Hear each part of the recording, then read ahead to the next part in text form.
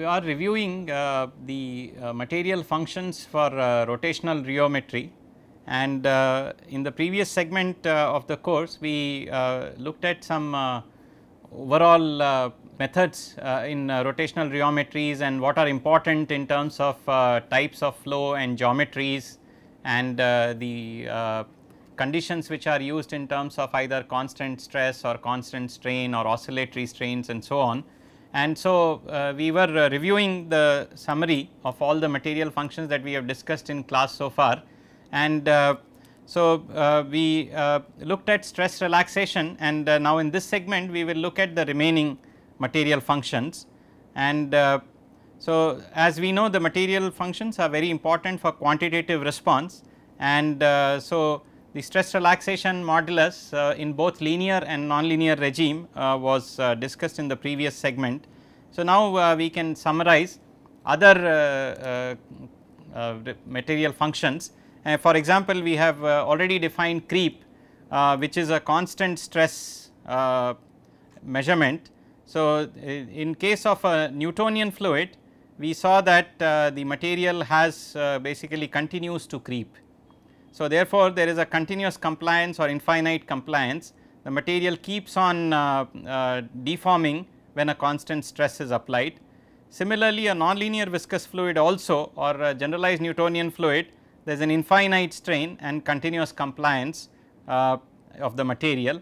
So both Newtonian and nonlinear viscous fluids have similar responses, and in the sense that they offer no elastic contributions in case of creep and therefore infinite compliance. Linear viscoelastic material, on the other hand, we saw through an example of standard linear solid model that there is an exponential increase in strain, or the creep compliance was increased with time and became constant. So for a linear viscoelastic material, it is quite often possible to observe an increase and then reaching constant value. Of course, the compliance is only a function of time, and so if this experiment was done at one particular stress and we repeat the same experiment at another stress and measure again the compliance, what we would see is it pretty much follows the same curve, because the overall dependence is on time only. This is because the gamma is different in the two cases. So in one case the gamma yx will depend on whatever was the stress which is applied. In the other case, let us call this tau 1. So the gamma, the stress strain which is observed will be based on the whatever is the constant value. If tau 1 yx, then tau naught yx, then clearly what we have is less strain is being applied, and therefore we will also have less strain. And so we will, what we will observe is gamma yx will be more than the gamma yx which is measured in case of lower stress.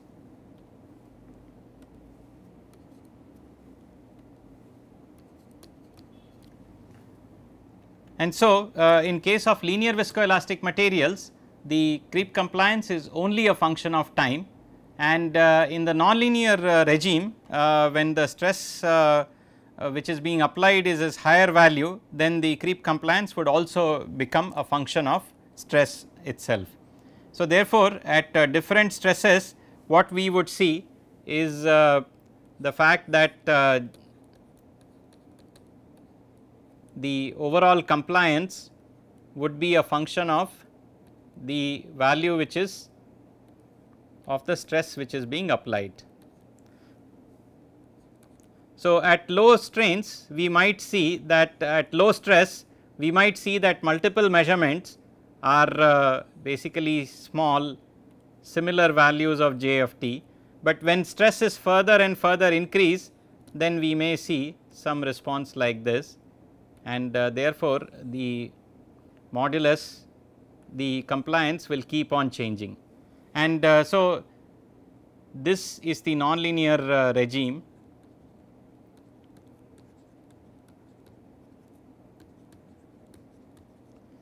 in which case the stress dependency is also there, while these set of curves are in the linear regime. And of course, this would be expected. So, there is a limit of linear response in terms of the value of tau naught y x, beyond which the compliance is a function of time as well as the stress itself. So, therefore, it is quite usual to measure even if one is interested in a linear viscoelastic response of the material, generally different values of stress would be applied and the creep compliance would be measured, and it will be ensured that the creep compliance is not a function of stress, and then that response can be characterized as the linear viscoelastic response.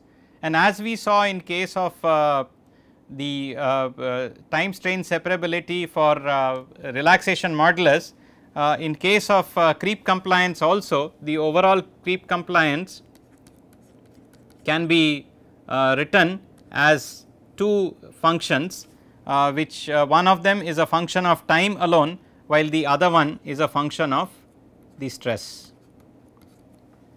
And so, this is the overall non-linear compliance, and we know that in the linear regime, if linear response is observed, then the damping function corresponding, what is called the damping function in case of relaxation modulus, this will become 1. And so, then we only have the creep compliance, which is a function of time. So, this is as far as the material functions for creep in the both linear as well as non-linear viscoelastic materials.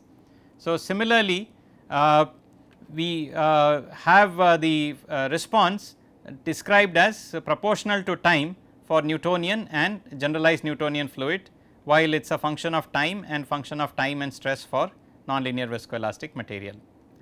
In case of oscillatory shear, we saw that a sinusoidal strain or a sinusoidal strain rate or a sinusoidal stress could be applied to the material, and depending on what is the control variable and depending on what is being measured, one can define several material functions. If sinusoidal strain is applied and stress is being measured, then we generally define the material response in terms of storage and loss moduli. If strain rate is applied and stress is being measured, then we generally tend to analyze the response in terms of a viscosity, the dynamic viscosity, which has both in phase and out of phase components. And if the sinusoidal stress is being applied, then and strain is being measured, then we generally tend to look at the response in terms of a complex compliance, which will have a both in phase and out of phase component. So, the viscous response in case of a Newtonian fluid is basically dominant because there is no elastic contribution, and in this case we saw that the loss modulus is proportional to the frequency. We saw that storage modulus is proportional to omega squared and G prime is proportional to omega for terminal viscous response. And so, this is nothing but G double prime is equal to mu times omega for Newtonian fluid. The proportionality constant is in fact the viscosity. Similarly, for a nonlinear viscous fluid also the overall response is viscous only, and therefore, loss modulus is proportional to frequency and the proportionality constant is viscosity. If we were to measure the properties in terms of the dynamic viscosity, then the dynamic viscosity is again constant and not really a function of frequency, and it is directly related to the viscosities of the material. In case of a linear viscoelastic material, since the deformations are very small and many of the nonlinear contributions are not significant at very small deformations, what we have is the material functions are defined in terms of oscillatory shear, the storage and loss moduli, viscosity, which is in terms of dynamic the viscous contribution and an elastic contribution. Similarly, compliance with elastic and viscous contributions. And for all of these, of course, we also have phase lag defined, and all of these phase lag are basically definitions of imaginary versus real.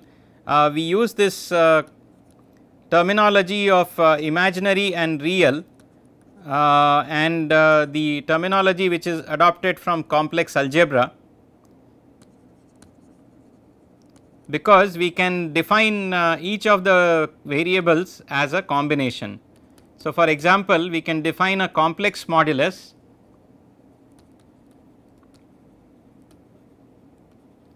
in which case the storage modulus is the real part,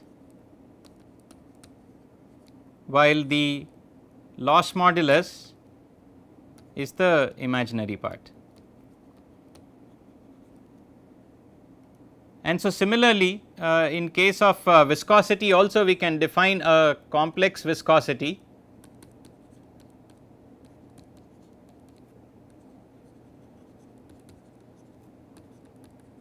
again in this case also there is a real and an imaginary part. Similarly, we define the compliance also as combination of the real and imaginary part of compliance. And so, each of these cases we can define the ratio, in this case the ratio of the loss to the storage modulus or the two viscosities or these, and these all indicate the phase lag. So, depending on which material function is being used to characterize, we can use the corresponding phase lag to describe the overall material response. And so, all moduli, viscosity, compliance, phase lag, all of them are functions of frequency. And in case of time strain separability, the material functions for nonlinear response are basically functions of frequency and strain amplitude in case of moduli. Viscosity is a function of frequency and strain rate amplitude, and compliance is a function of frequency and stress amplitude. And for time strain separability, what we have is in each case, for example, eta prime if we take, which is a function of frequency and strain rate, could also be written as a function of frequency alone and another function of the strain rate. So, therefore, there is again a separability between the time response and the deformation dependent response. And so, you can see that in case of oscillatory shear itself, there is plethora of material functions which we can define, and in terms of understanding, it is important to get to know how to transform between one set of variables and another set of variables, and have a feeling for how each of the material function looks like for at least simplistic materials such as Maxwell and standard linear solid model. You can use a complex algebra also to transform between these materials functions. For example, G star and eta star can be related to each other through complex algebra, and remember that G star is a modulus, and that multiplied with the frequency and the I, we can get this relationship, and this can be obtained because G is relating the stress and strain, while eta star is relation between tau x and gamma dot yx. So, therefore, we can get interrelations between these material functions using complex algebra also, and quite a few studies use these terminologies of real, imaginary and complex algebra to describe many of these rheological functions. And in this way we are using some of the similar things, terminologies which are also used in the electrical domain, where we have the sinusoidally varying current or voltages, and again we can characterize the response of any complicated circuit in terms of in phase and out of phase components. In that case, we have a capacitive and resistive response, capacitive indicating energy storing response, and resistive indicating energy dissipative response. Similarly, in rheology we have, or in the mechanical domain, we have energy storage response which is elastic and energy dissipative response which is viscous.